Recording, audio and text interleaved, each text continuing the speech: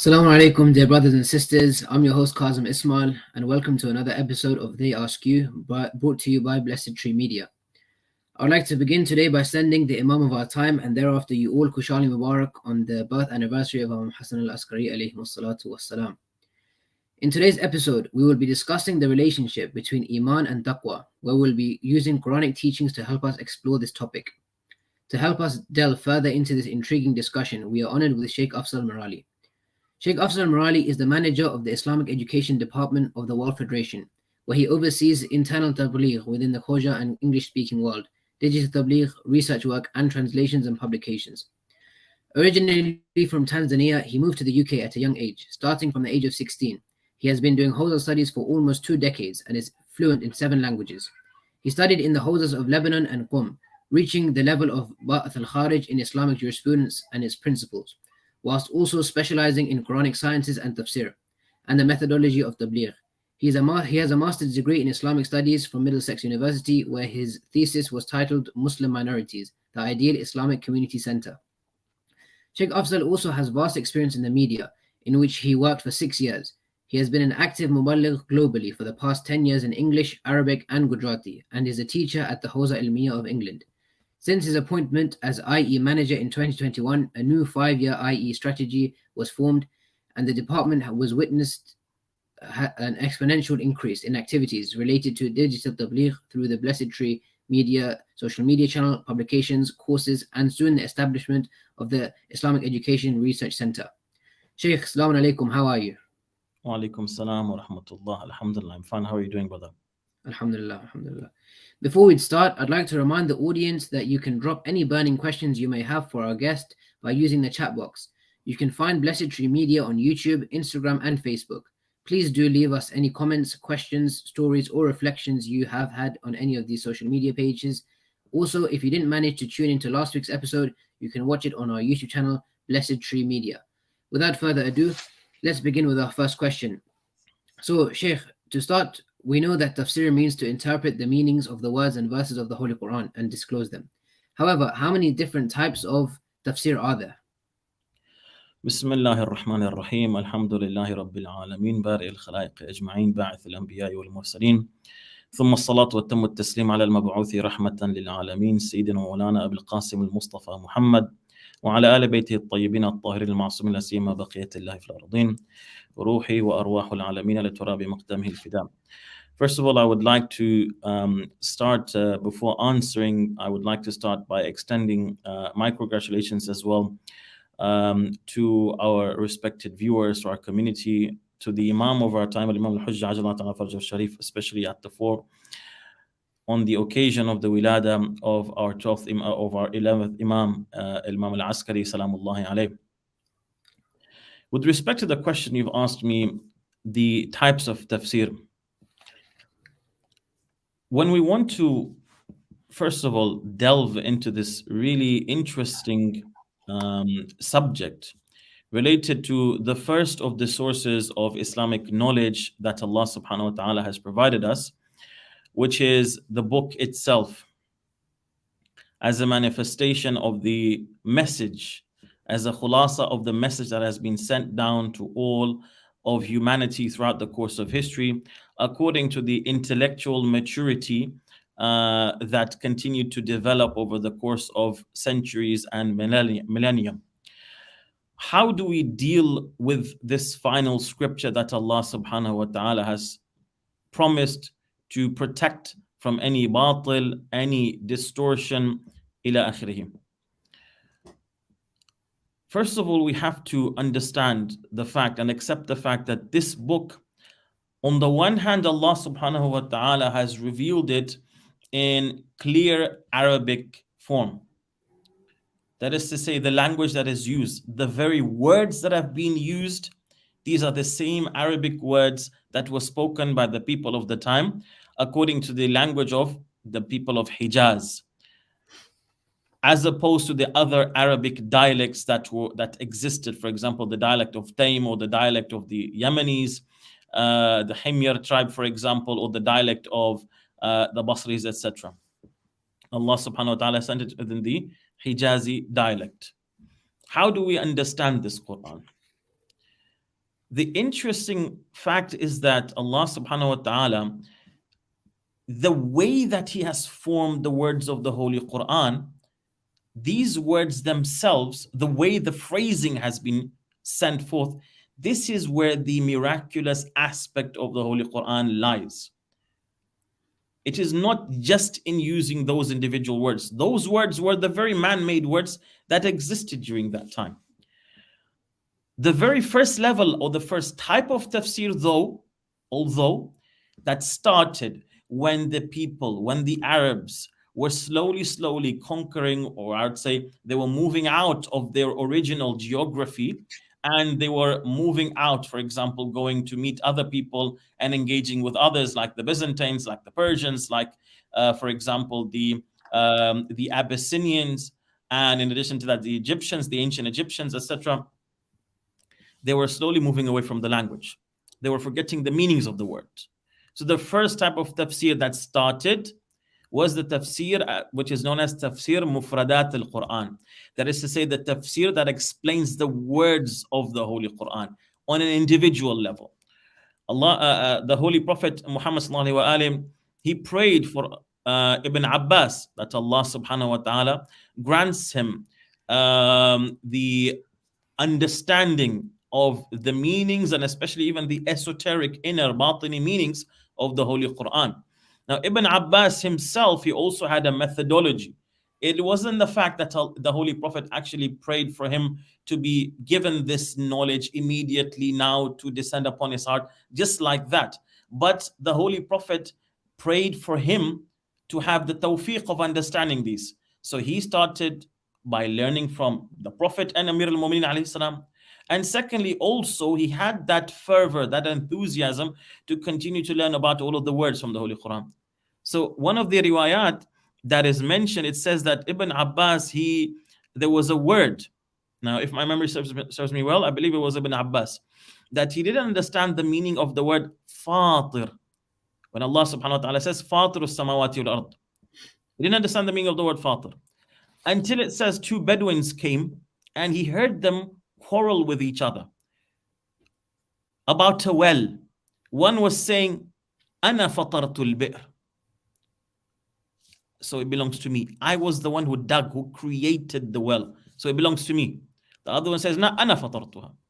The other one says that it belongs to me. It was me who actually created it. So he understood from this dispute between these two Arabs who had maintained their fluency of the language to that pure extent, he was referring to the first type of tafsir, mufradat al-Quran. Number two, the second type of tafsir is what is known as tafsir at-tartibi. Tafsir at-tartibi is when a mufassir, an exegete of the Holy Quran, comes and studies the Holy Quran, ayah by ayah, verse by verse. And he ponders upon the ayah by referring to the different tools that are legitimate tools for him to refer to. For example, what? For example, by referring to the dictionaries of Arabic. Okay? By referring to the dictionaries of the Arabic language. Bismillahir Rahmanir Rahim. What does Ar-Rahman on a linguistic level mean? Ar-Rahim on a linguistic level, what does it mean? How do they both differ? Okay, he's not able to differ on a linguistic level. Let us go to the narrations. If we go to the narrations, the second tool, it explains Rahmanud. Allah subhanahu wa ta'ala explains that, the narration, it explains that one of them is more encompassing. Rahman, for example, that Allah subhanahu wa ta'ala, He has mercy that encompasses both the believers and the non-believers. Okay? And it provides both of these factions whatever they need in their lives, in their livelihood, in their dunya, in terms of guidance. Everybody has all of these in front of them. Rahim, no, it is a special kind of mercy, according to some narrations, that is restricted for the believers for the day of Qiyamah. Okay, so this is the second tool. A third tool will be what? The intellect with respect to a certain margin of what the intellect can be referred to, without having to go into the further depths. The intellect cannot be resorted to absolutely for everything. There are certain perimeters within which we can use the intellect. One of those perimeters is to use the intellect to understand the Qur'an through the Holy Qur'an itself. Meaning, I don't come with my own understanding that is not substantiated with any proof. I don't come with my own understanding of something that, of an ayah. Allah subhanahu wa ta'ala, for example, He does not permit this. This is called tafsirun bil-ra'i, for a person to do tafsir with their own opinion. And it is one of the batil, unaccepted forms of tafsir. Of course, there are other tools as well of tafsir. I don't want to go to them. But one of the clearest one is tafsir al-Qur'an bil-Qur'an as well. The tafsir of the Holy Qur'an through the Holy Qur'an, through other verses. The third type of tafsir is called a tafsir al-mawdu'i, thematic exegesis. That is to say, and this has two approaches. Thematic exegesis means it refers to subjects. All right? There is a passive way and there is an active way of going about thematic tafsir mawdu'i, exegesis. The first, which is the passive way, is for me to come to the Holy Qur'an. I look at the Holy Qur'an. I see Allah subhanahu wa ta'ala saying, قُلْ هُوَ اللَّهُ أَحَدٌ. Okay, so ahad. Okay? La ilaha illallah, etc., etc. So I find these verses that talk about Tawheed. So let me collect all of the verses that talk about Tawheed from any perspective and gather them into a categorized subject. And I say that this is what the Holy Quran says about Tawheed. Correct? Sometimes it could be that I refer to the meaning that the Holy Quran is referring to. Not necessarily the word itself, but just the understanding. And then I look for other ayat that speak about the same understanding. And then I say, this is, what the Quran is saying about this. The active way of doing tafsir mawdu'i, thematic exegesis, is something that has been presented by Marhum Shaykh Muhammad Sadr rahmatullah alayh, and an example of it was given in his book Al-Madrasa Al-Qur'aniyya, the Quranic school. And Shahid al-Sadr, he proposed that for humanity to be able to live and present its modern day, contemporary, constantly changing and updating challenges with the Holy Quran, for the Holy Quran to be relevant to each and every time, the way we deal with the Quran needs to differ a little bit. How is that? He says, let's say you have a sociological issue, you have an inquiry. You have, for example, the discussion, let's say, of humanism. Humanism is a discussion, or it is a philosophy, a Western form of philosophy in which the human being is the center of everything. So I deal and I base all the way that I treat and I understand the commands of any religion based on me being the center. So it is me who is the most important, as opposed to what so I take this basis or this inquiry. I then come to the Holy Quran. I look at the ayat of the Holy Quran and I ask them, in a metaphorical way, of course, what is your take on humanism, O Quran? The word itself hasn't been mentioned in it. It's a new concocted word. It's a newly coined phrase. So I come to the verses of the Holy Quran after having understood the philosophy of humanism, and I come and find out that the ayat of the Holy Quran present another basis, start point. The start point is Allah subhanahu wa ta'ala. It is Him being the creator who has authority. Okay? Innama waliyukumullah. That Allah is your wali. He is the one who has authority over you, who has the right to command you. And from this, I look at all of the different commands. I look and I try to understand how these are in my favor. I come to even understand what is that question that you find normally mentioned, especially in movies and in the TV, as if it does not have an answer. What is the meaning of life? And a kind of Shakespearean way to do or not to do. All right. So basically, what is the meaning of life? Also, I would come and present this. So this is a type of an active approach to tafsir al-mawdu'i, the thematic exegesis. Number 4 is what we want to discuss today. Is called al-tafsir al-Irtibati. Tafsir al-Irtibati is a form of tafsir in which we look at two or more concepts within the Holy Quran, and we try to understand how the Holy Quran deals with both of them and what kind of relation it proposes to both of them. How the dynamics of how these two concepts interact with each other in the Holy Quran. What connection does the Holy Quran present for these two or more concepts to have? And this way of dealing with tafsir of the Holy Quran opens doors to a lot of knowledge. Okay. The fifth type of tafsir is called tafsir al-ru'ya al-kawniyya, that is to say, ideological tafsir, referring to the Holy Quran as a basis to understand the entire cosmos and existence. Okay. During my studies, I would be referring to, quite a lot of different maps and understandings within different philosophies and different schools of Islamic thought, and how they present the creation or the entire cosmos and how it is layered out. Basically, how the Quran understands existence, how it starts from alam al-rububiyyah, that is to say, the word of Allah subhanahu wa ta'ala's existence himself, and then how this existence, it trickles down to the lesser, lower levels of existence up until the dunya. Where is the samawat? What does the samawat mean? What does Jannah mean? Where is Jannah located? Etc., etc. So all of these different matters. This is a form of tafsir al-ru'ya al-kawniyya. Has such a fourth type, has an entire form of tafsir al-ru'ya al-kawniyya been written? No, this is something very new. It has been proposed by Shaykh Nasr Makarim al-Shirazi.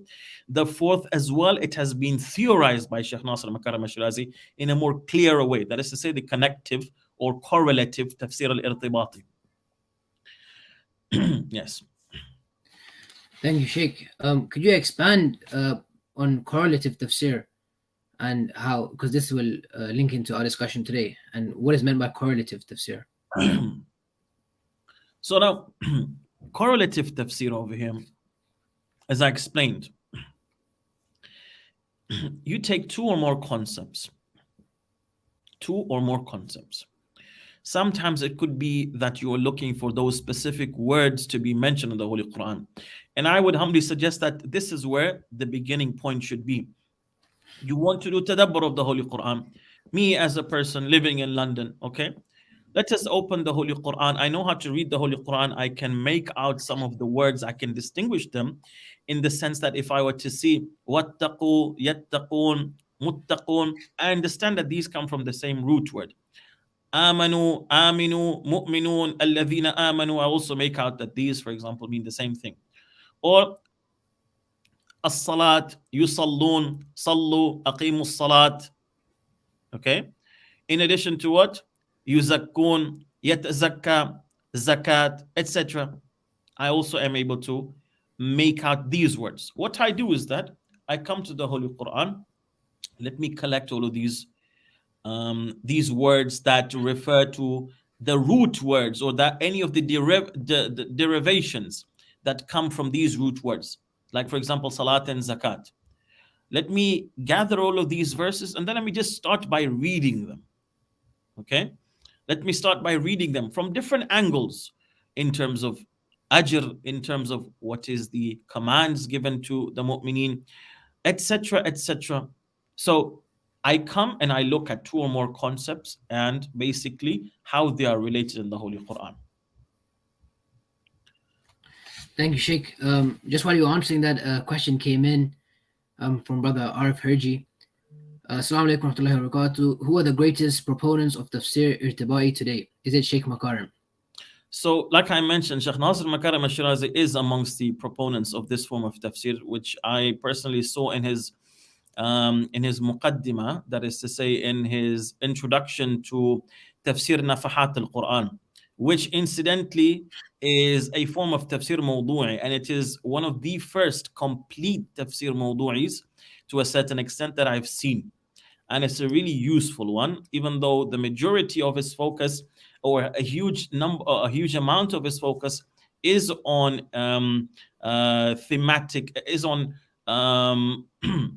is actually related to aqaidi matters, although he does delve into other things as well. But Shaykh Nasr Makarim al-Shirazi, he actually mentions type 4, which is Tafsir al-Irtibati, and type 5, which is Tafsir al-Ru'ya al-Kawniyya, that is to say ideological tafsir.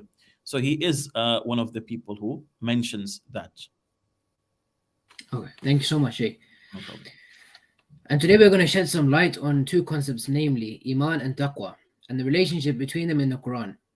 Before diving into this discussion, and in order to understand these two terms properly, we must first ask, what are the etymological roots of the words Iman and Taqwa? If you could please explain to us the roots of these. Ahsantum.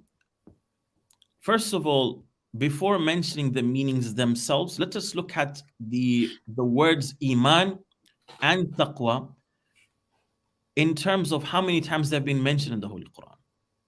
The word Iman and all of its derivatives, that is to say, the words that are made from Amana.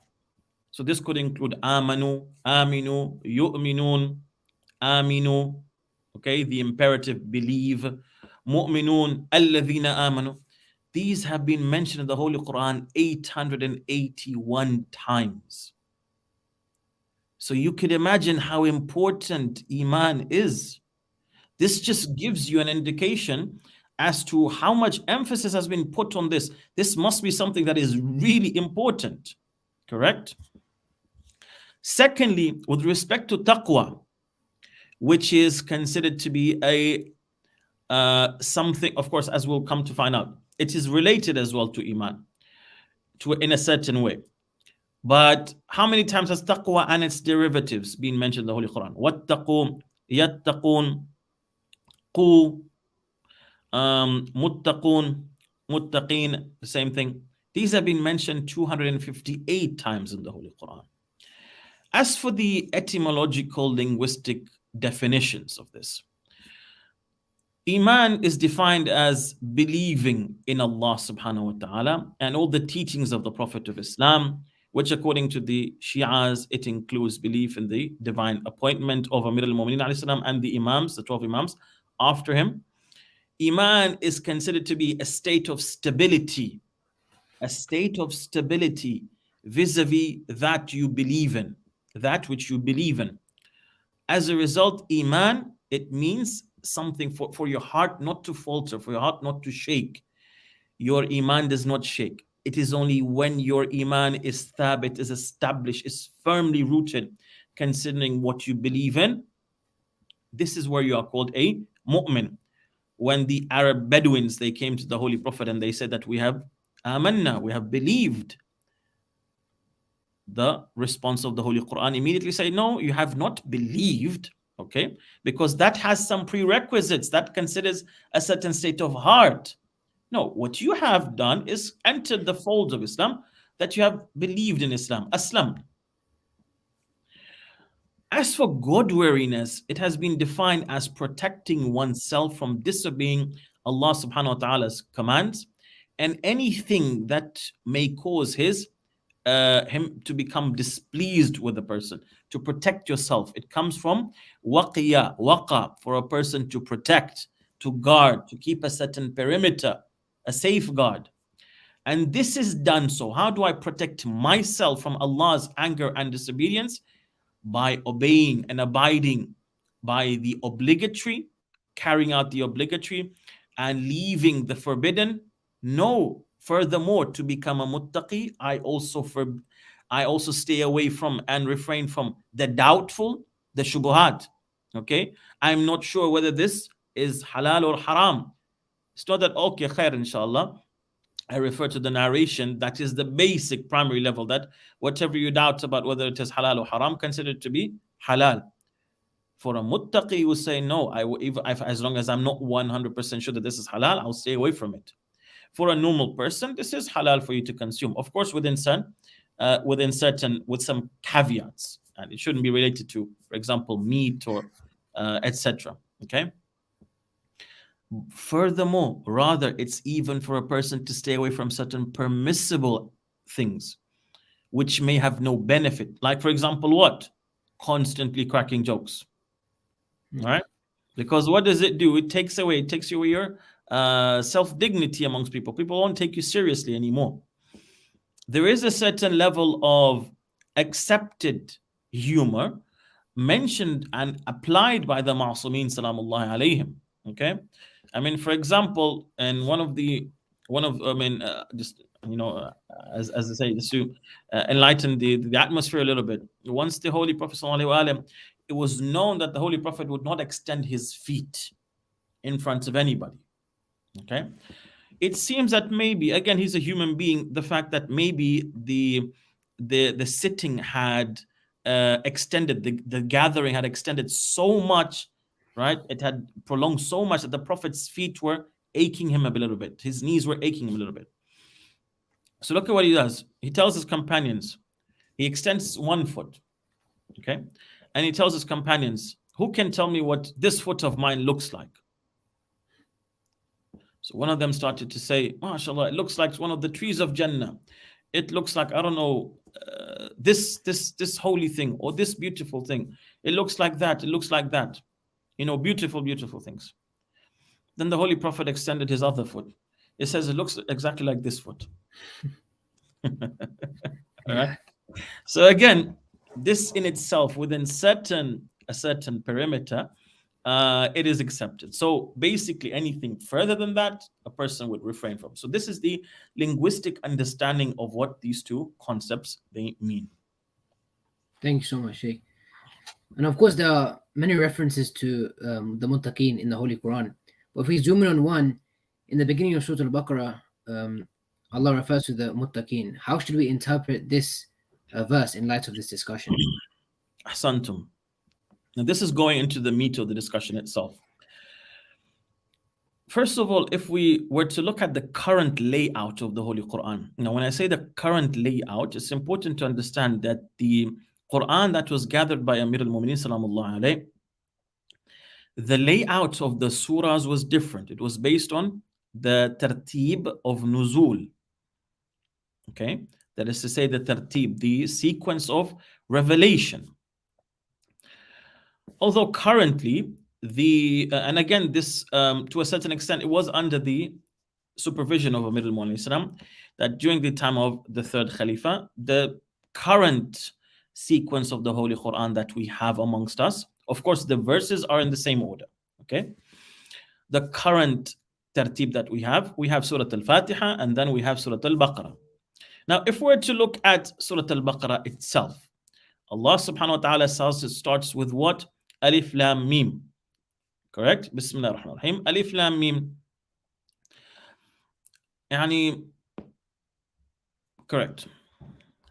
So Alif Lam Mim, other than a couple of surahs, like for example, Kaf Ha Ya Ain Sad,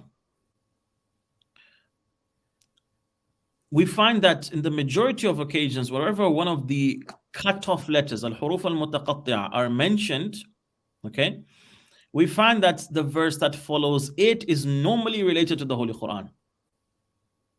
Alif Lam Mim, ذلك الكتاب لا ريب فيه هدى للمتقين. ياسين والقرآن الحكيم إلى آخره.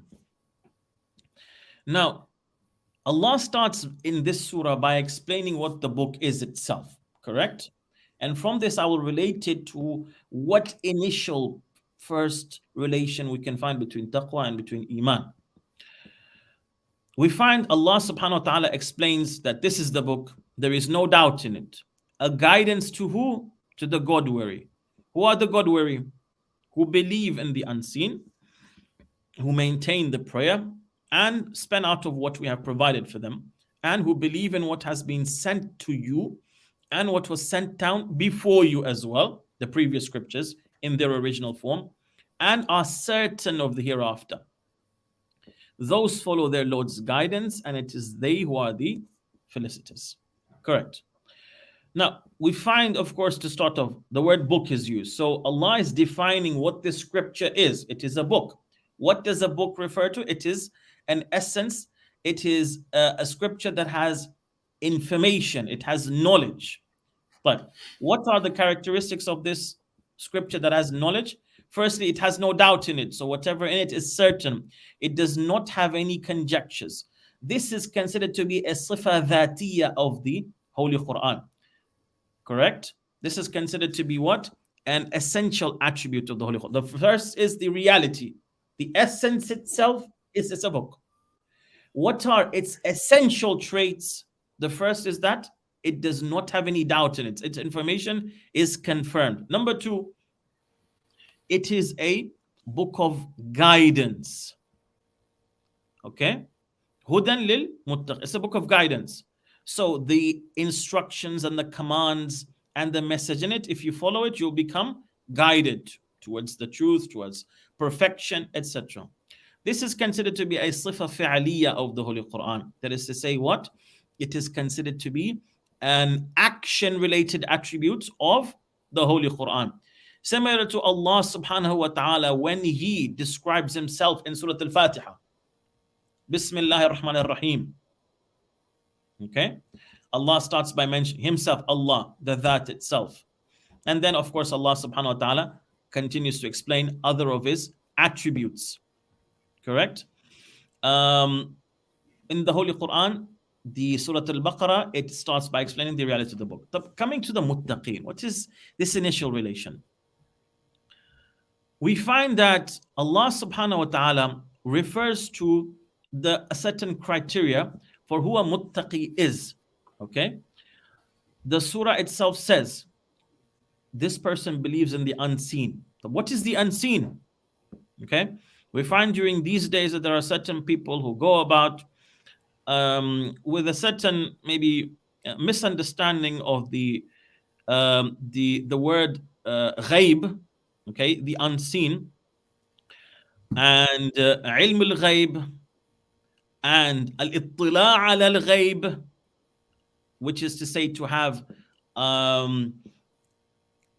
level of understanding of the ghaib that has been given to that person from Allah subhanahu wa ta'ala, to the infallibles, to ilm al-kitab, etc. There are some people, unfortunately, this matter maybe they have not understood it in the most correct way. What does Allah subhanahu wa ta'ala mean when He says al-ghaib as opposed to ilm al-ghaib, for instance? Between the Quran, between the riwayat, there is a difference. And there is a really interesting underlying difference between these two. But in all essence, in any case, a muttaqi is a person who believes in the unseen. The unseen, it starts from anything that you can't see with your five senses, or you can't perceive with the five senses, starting from Allah subhanahu wa ta'ala, the hereafter, heaven, hell, etc. Number two, that person maintains prayers, they give alms and charity, they believe in all the divine scriptures from the Holy Quran and their contents from the Holy Quran and all the others that came before as well. And of course, it is not only these main scriptures that we have, like Tawrat, Zabur, or let's say Suhaf Ibrahim, Tawrat, Zabur, Injil, and the Holy Quran. There are others as well that were revealed to prophets. Nabi Adam alayhi salam had a few, according to certain narrations, had hundreds of books that were sent unto him. Okay, Nabi Sheeth salamullah alayhi, also similar if you refer to some of the narrations. So there were many that were sent to them. In addition to that, that person, a muttaqi, he believes in the hereafter, okay, with individual certainty. Now, up until now then, we find that the Holy Quran, it is referring to what? The muttaqi. This is how we interpret this verse. Allah is starting, He has mentioned that it is a guidance book for a muttaqi. In other words, a muttaqi will be a person who will be able to benefit from it the most in the correct way. Yeah. Thank you so much, Shaykh. And when we ponder over these two concepts, we find they've been mentioned in the Quran in places together, like Iman and Taqwa. They've been mentioned together in the same kind of scenario. What precedes the other? Does Taqwa come before Iman, or does Iman come before Taqwa? So if you refer to the different styles that Allah subhanahu wa ta'ala uses in the Holy Quran, we find that sometimes certain things are mentioned in the beginning. Sometimes some things are mentioned in the end. the fact that certain concepts are mentioned before others, this indicate precedence? Does it indicate that that thing that has been mentioned before comes first? For example, if we refer to this very verse that we mentioned right now before, correct? Hudan lil muttaqin. Oh, in this surah, muttaqin has been mentioned before. Who is a muttaqin? Alladhina yu'minuna bil ghayb ila akhirih. Those people who believe in the unseen. So belief has been mentioned secondly. So the question would be over here in the mind of a mufassir, that does Iman come second to taqwa, or does taqwa come first? Now, starting from that initial indication that I'd mentioned, the fact that Iman and its derivatives have been mentioned in the Quran but in 881 places in comparison to 253 with respect to what? With respect to 258 with respect to taqwa. Does this really indicate that one comes before the other? I personally wouldn't think so. Allah subhanahu wa ta'ala has a way, a literary style that is used in the Arabic language, whereby something that has importance is mentioned sometimes before something else, but it does not necessarily mean that the sequence is indicative of precedence. Rather, it is indicative of the sheer importance of that which has been mentioned before. Okay? So the taqwa has been mentioned over there, but it does not necessarily mean that it comes first. Okay? Secondly, Iman in Islam, how can you become a muttaqi?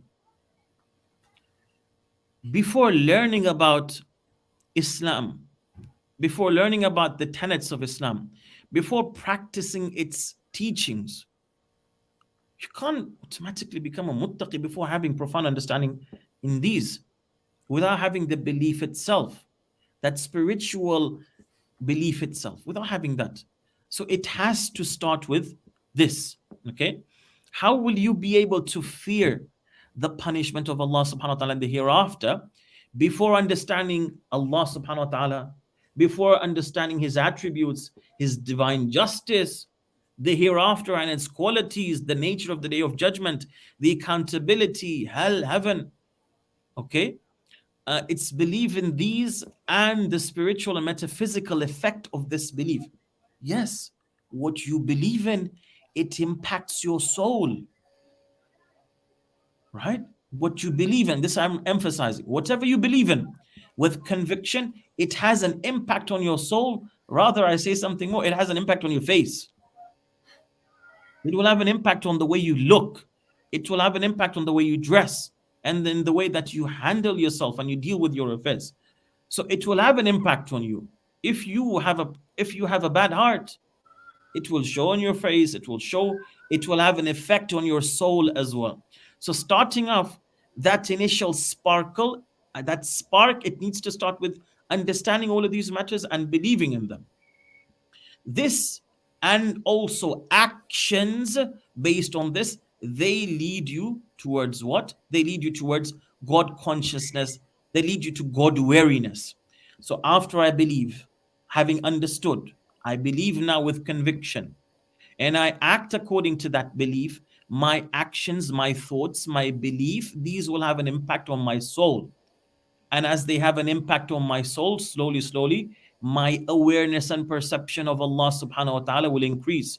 My ability to feel my connection to Allah subhanahu wa ta'ala. Yes, to feel Allah subhanahu wa ta'ala with my soul, it will increase. And this is when I will have an internal gnosis and an internal perception of Allah subhanahu wa ta'ala, which is where I'll become even more afraid. Like according to our narrations, that when Imam al-Hasan salamullah alayhi used to prepare and stand in order to stand before salat, for salat, he used to shake and quiver, and his face would become yellow with fear that he is going to stand before Allah subhanahu wa ta'ala. And this is a ma'soom. So two relations can be deduced from the Holy Quran with regards to Iman and Taqwa. And of course, there are others that we'll talk about, inshallah, during the course of the episode. Firstly, we have causality. That is to say, Iman comes first. Iman and its prerequisites and its and those things that accompany Iman, these give cause to taqwa to arise in your heart. Secondly, precedence. Because Iman is a cause, and in logic, in philosophy, even in science, it is an established fact that the complete cause will always come first. So then, based upon that, the cause will come first, the effect will come second. So based upon that, Iman in itself and other things, these are required in order for the effect, which is taqwa, to come. So Iman and the actions, these lead to taqwa. So we have causality of Iman, and we have precedence of Iman over taqwa. Thank you so much, Shaykh. And this has brought us to our break, but don't go anywhere yet. We'll be right back for part 2 of today's episode titled Iman and Taqwa in the Holy Qur'an.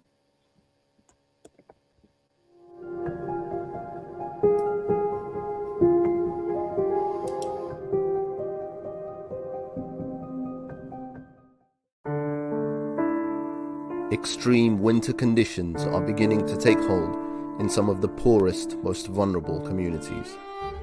The WF-AIDS Winter Appeal provides vital essentials to some of the most remote areas on the globe. We're standing at a bridge which is more treacherous. The only connection to Skardu, 45 minutes to drive here, and here is a village called Nag. It is raining today, but it's beautiful and everything. Watch this space, only few months away. What is coming? The winter appeal, where we're going to transport blankets through this narrow bridge for the beneficiaries. Just picture how it is in the thick of the snow through this very bridge. It's your donation that helps us manage to transport the blankets through this small village. Our winter appeal brings life-saving assistance to people living in the harshest climates, from young to old, the infirm, and those even on the streets. $140 will provide warm clothes, blankets, heaters, fuel, and food for an entire family. Visit donate.wf and help with whatever you can. Thank you.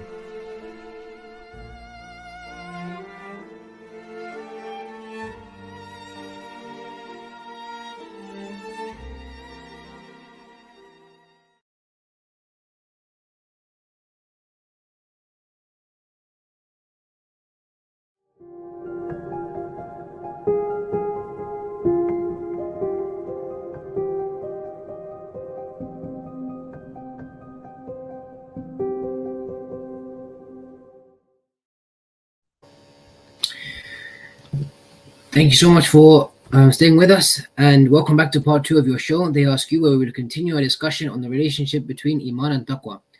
Please do, as always, give us a like and comment and share on all of our social media pages.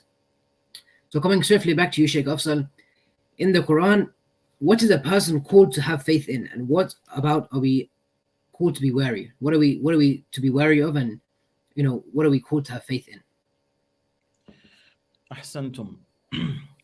If we were to refer to the story of Bani Israel, and we're remaining within the context of let's say Surah Al-Baqarah, okay, as a sample, if we would want to actually go through all of these many verses in order to see how many orders Allah subhanahu wa ta'ala has given, and of course Allah, by the way, as a small, element of humor here, Marhum Sayyid Mahmoud Al-Hashimi Shahrudi once came to Shaykh Jawadi Amuli, who is the author of Tafsir al-Tasnim, approximately 70 plus volumes of tafsir. And within this tafsir, of course, Shaykh Jawadi Amuli has to repeat. So Shaykh Sayyid Shahrudi, he asked him that, why have you repeated so much? Right? Why have you repeated so much? Why do you repeat so much in your tafsir?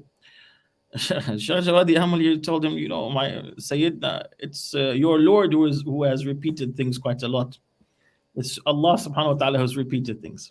Of course, this is based on a certain psychology and the fact that human beings, they understand through repetition. And when you repeat something for them a few times, they understand the emphasis of it. Now, within Surah Al-Baqarah, if we were to go to some of the verses, right? Among them, Allah subhanahu wa ta'ala mentions, Bismillah ar-Rahman ar-Rahim, the mithaq of Bani Israel. وَإِذْ أَخَذْنَا مِيثَاقَ بَنِي إِسْرَائِيلَ لَا تَعْبُدُونَ إِلَّا اللَّهِ. And we took the covenant of Bani Israel that you should not believe except in Allah subhanahu wa ta'ala. وَبِالْوَالِدَيْنِ إِحْسَانًا. And then you should be good towards your parents, وَذِي الْقُرْبَى, and your relatives, وَالْيَتَامَى, and to orphans, وَالْمَسَاكِينَ, and the poor, and وَقُولُوا لِلنَّاسِ حُسْنًا, and be good to people, or say good words to people, وَأَقِيمُوا الصَّلَاةَ وَآتُوا الزَّكَاةَ, and also that you should give, you should pray salat, carry out prayers, and you should also give zakat. When we look at this mithaq that Allah subhanahu wa ta'ala gave to Bani Israel, we find that this mithaq, this covenant, it included for Bani Israel to believe in Allah subhanahu wa ta'ala. Although it was not only this, we also find that, so in these components that I've mentioned, we look towards certain verses. Shaykh Nasir Makarim al-Shirazi mentions that there are approximately 12 things that Allah subhanahu wa ta'ala gave as covenants to Bani Israel for them to do and for them to believe in. We're looking for what to believe in. And from this we join it to the other verses. The first is to believe in Allah subhanahu wa ta'ala. In yet another verse, when especially the Banu Israel who had migrated to Medina a few hundred years prior and had become strong, well-established people in the society of Al-Madinah, after, of course, the invasion of Bayt al-Maqdis and the destruction of what remained of their kingdom of Judea, when the Romans, they came. Over there in Medina, they were waiting for a prophet to come. Allah subhanahu wa ta'ala, He calls them to believe. وَآمِنُوا بِمَا أَنزَلْتُ مُصَدِّقًا لِمَا مَعَكُمْ وَلَا تَكُونُوا أَوَّلَ كَافِرٍ بِهِ. And believe in that which I have sent down, confirming which is with you, confirming that which is with you. Believe in this prophet, believe in his kitab, in his book, in his message.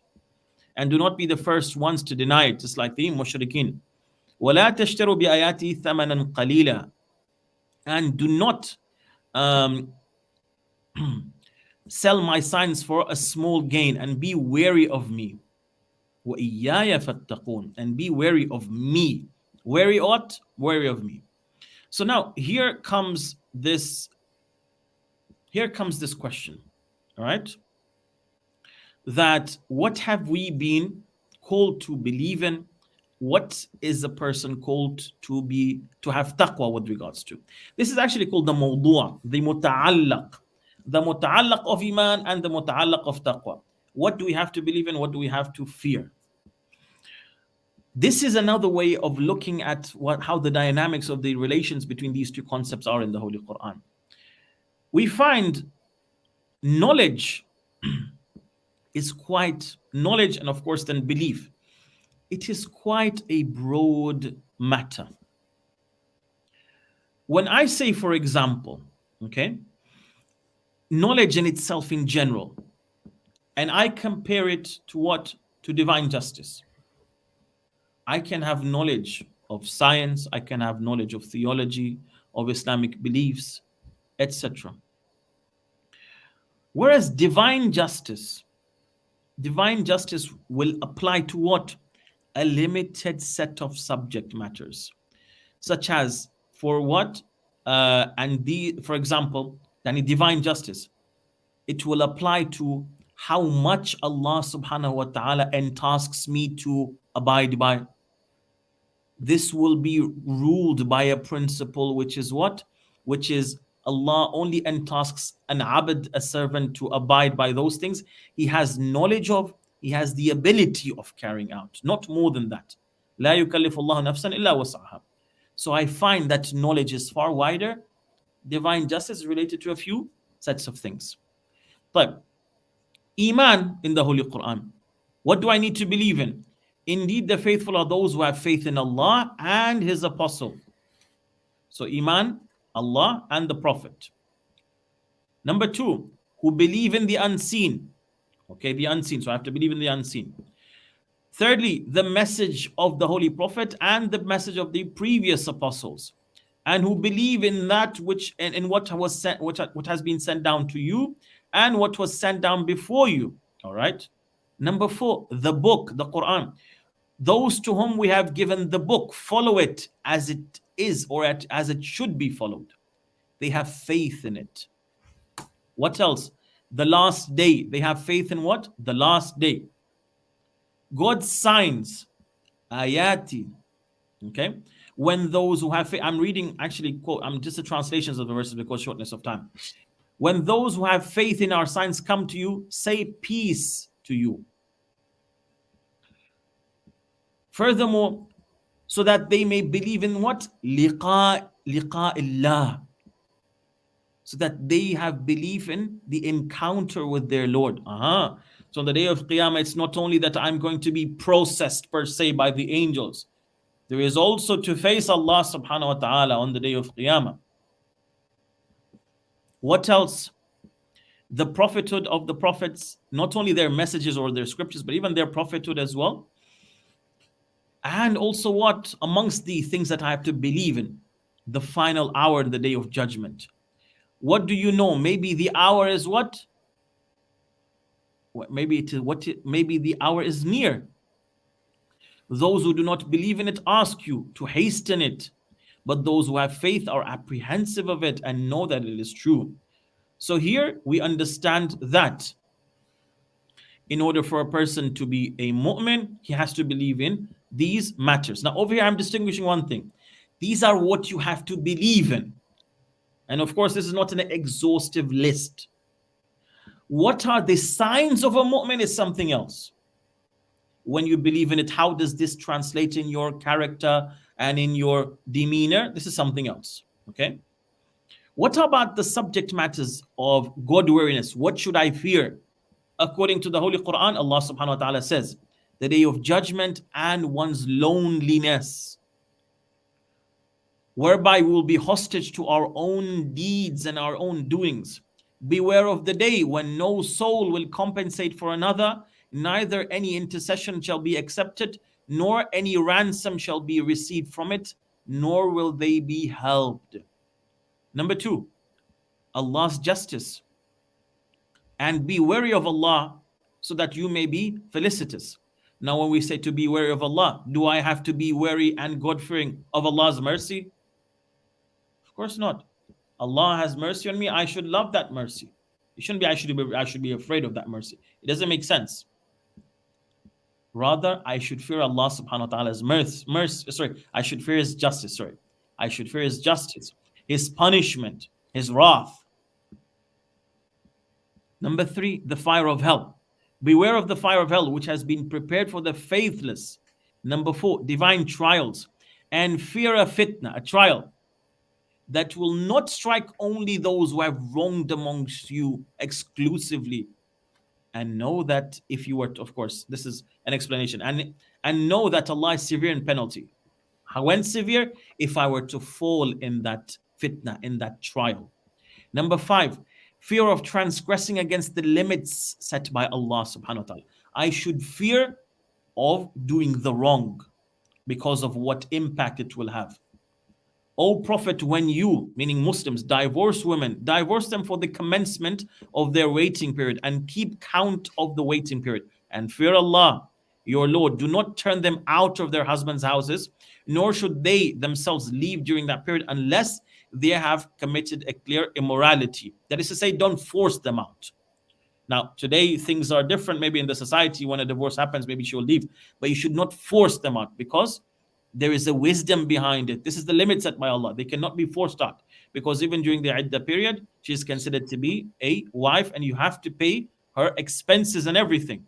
The philosophy being that maybe during this period that they are close to each other, maybe as they say, the hearts will soften and maybe he will return her back. And those are the limits set by Allah subhanahu wa ta'ala. What do we conclude from this? We will conclude the following, that the things about which you need to have Iman are far many when compared to that which we have to fear. This could be one reason due to which the ayat of Iman are approximately 4 times as many, or 3 point something times as many as the ayat that talk about what? That talk about taqwa. Thank you so much, Shaykh. And further comparing the two, faith and taqwa, what are the signs of faith as opposed to the signs of good wariness? Okay, so this, Hassan, this brings me to this point over here, the signs of God wariness and the signs of Iman. When we were to look, if we were to look at the Holy Quran, amongst the signs of the faithful, first of all, it's for a person to know and acknowledge the examples that the Quran draws. The examples, what is referred to as mathal. ضرب الله مثلا. Allah subhanahu wa ta'ala says what? Indeed, Allah is not ashamed to draw a parable, whether it is that of a gnat, that is to say a small insect, a small fly, or something above it. As for those who have faith, they know it is the truth from their Lord. There is a meaning behind this parable. I have to understand it. Number 2, to follow the book properly. A person who has Iman, he believes and he understands the limits set by Allah, the commands, he believes in the hereafter, they will follow the book properly. Those to whom we have given the book follow it as it ought to be followed. They have faith in it, they have belief in it, Iman in it. Thirdly, they are humble in prayers. قَدْ أَفْلَحَ الْمُؤْمِنُونَ الَّذِينَ هُمْ فِي صَلَاتِهِمْ خَاشِعُونَ. Those successful indeed are the believers who are humble in their prayers. Number 4, they avoid vain talk, things that don't have any meaning. They don't have any benefit, okay? They avoid talking such talk. They talk about things that have, more meaning to them. Interestingly enough, I remember reading somewhere a wisdom whereby it says that people of maybe a certain lower level of thinking, they discuss people. Okay? People of a medium level of understanding, they discuss events. But people of a high level of understanding, they discuss concepts. Okay? So basically, they avoid vain talk. Number 5, paying alms and all religious financial duties. They carry out their duty of zakat. Number 6, they do not fall prey to immorality. I'm not reading the verses themselves, but I'm just reading these titles because time is short. To be trustworthy and those who keep their trust and covenants. To be watchful of the time of prayers and are watchful of the time of prayers that we have currently right now in the UK approximately. The signs of the God-wary, these include the fact that, of course, some of them, because Iman comes first and then Taqwa, so the signs that have been mentioned for Iman, they also apply to Taqwa, but there are some further signs as well, okay? Amongst them is that they give wealth to the needy during ease and hardship, not just during ease. Number 2, they establish prayers with all of the spiritual and physical conditions of prayer. They pay the obligatory financial dues. They fulfill their pledges. They are patient in poverty, all hardships, and especially during battle. Of course, during battle, we have examples of, for example, Banu Israel, the battle in which Saul, that is to say, Talut, he had his army, they were facing the Canaanites, Goliath, etc. And over there, only a few number of his people, they believed in his command when it was told them that do not drink a lot from this river because it was a fitna from Allah subhanahu wa ta'ala. Remember the fitna? To restrain anger, pardoning people. These are amongst the signs of a muttaqi, in addition to remembering Allah and seeking forgiveness immediately if they were to commit a mistake, not to knowingly and purposely persist in committing a sin. These are amongst the signs of what? Of a muttaqi. Thank you, Shaykh. And in the Quran, Allah asks different people to do different things. Are there any commands which have been directed towards the faithful, and what commands are different that are directed towards the God-wary and God-conscious? This is a really important question, actually. And again, referring to the chronology of events. You know, the Holy Qur'an, the way it talks about history, it talks about history in a really beautiful literary sense, in a unique way, in a unique form of Arabic literature.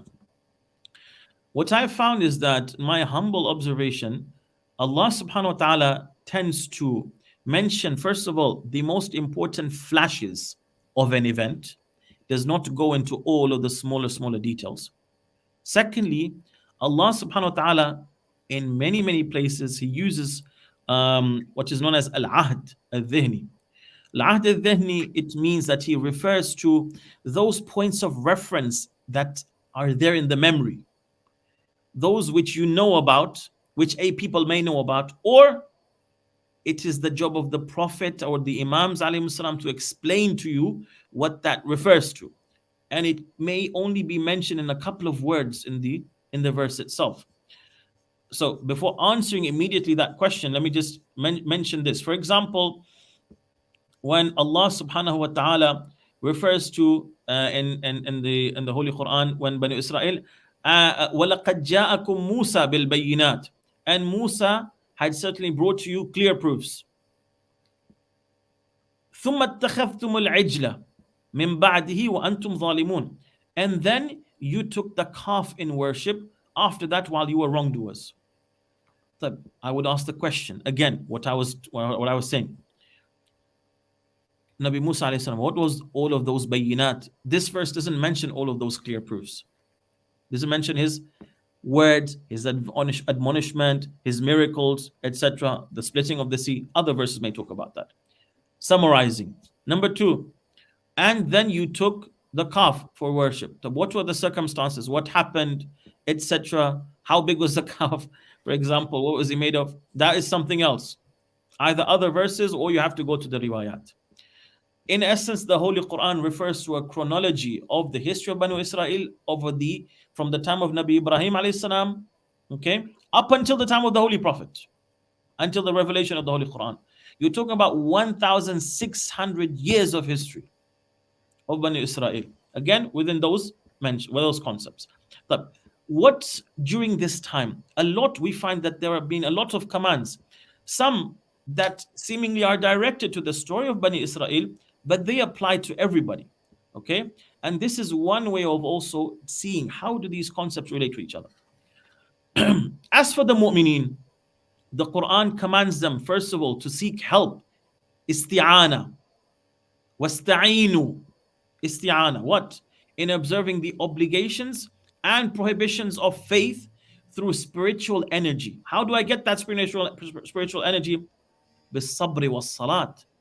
Patience and prayers. Now, sabr, according to some narrations, is actually a reference to fasting. All you who have believed, seek help through patience and prayer. Indeed, Allah is with the patient. Number 2, the mu'min should consume and eat from the things which have been made permissible. All you who have believed, eat from the good things which we have. Where I can hear sound. Yeah. So, all you who have believed, seek help through patience and prayer. Indeed, Allah is with the patient. Okay. Sorry, this was the first verse. Consume and eat from the things which have been made permissible. All you who have believed, eat from the good things which we have provided for you. طيبات. And be grateful to Allah. Say Ashkurullah, Alhamdulillah. If it is indeed Him that you worship. Number 3, fast. Or you have believed what? Kutiba alaykumus siyam. So fast. Ya ayyuhalladhina amanu, kutiba alaykumus siyam. Number 4, submit completely. Or you have faith, enter into submission altogether and do not follow in Satan's steps. He is indeed your manifest enemy. Number 5, remember Allah subhanahu wa ta'ala's favors. An'amullah or ni'amallah. Or you have faith, remember Allah's blessing upon you when a people set out to extend their hands against you, but He withheld their hands from you. And be wary of Allah. And in Allah let all the faithful put their trust. So put your trust as one in Allah subhanahu wa ta'ala. Number 6, not to take disrespectful people as friends. Or you who have faith, do not take those who take your religion in derision and play from amongst those who are given the book before you and the infidels as friends. And beware of Allah should you be faithful. In other words, those people who mock your religion, who mock you, who mock Allah subhanahu wa ta'ala and His teachings, don't take them as your close friends. But what about the God-weary? First of all, we find to make a will. Prescribed for you when death approaches any one of you, if he leaves wealth, is that he should make a bequest for the al-wasiya lil-walidain wal-aqrabin. Okay? For your your parents and your near relatives, according to what is acceptable, a duty upon the muttaqeen. Number 2, to approach the houses of others from the front, not from the back. You don't go into the back garden and start to knock. Maybe, the women folk, they don't have their hijab on. That's not correct. But righteousness is in one who fears Allah and enter houses from their doors and fear Allah that you may succeed. Number 3, to give their divorced women a suitable provision until such time that the iddah waiting period should end, what I mentioned before. Number 4, to leave any money owed to them out of usury. When you give money to people, you lend money to people, do not take interest. Number 5, to fulfill promises and not withhold any testimony, to be just. Now, basically, if I were to compare these two lists of verses, all right, maybe we've heard so many different verses, correct? Or these different things. Let's just try to categorize them in a simple way.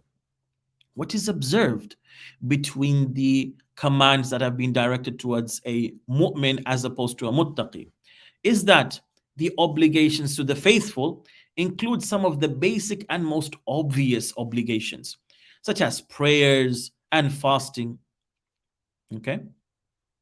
Whereas for the God-weary, there are other less known obligations, less obvious obligations that they are commanded to do. Like, for example, writing a will and leaving any outstanding remains from any interest. So you've lent somebody money, don't take any interest, etc.